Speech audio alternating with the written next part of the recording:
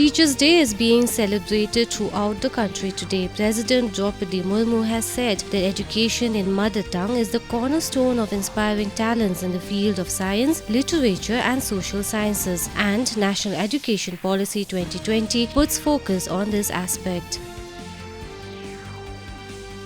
Bangladesh Prime Minister Sheikh Hasina on Monday arrived in India on a 4-day state visit to meet the country's top leadership to further cement the multifaceted relationship and ink at least 7 bilateral agreements.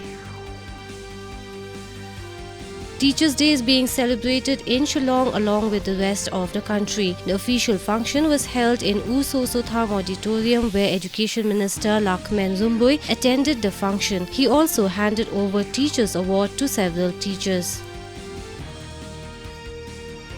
On the occasion of Teachers' Day, NEHU today signed MOUs with different institutes and industries from all across the country. Meghalaya Governor Satyapal Malik was also present on the occasion.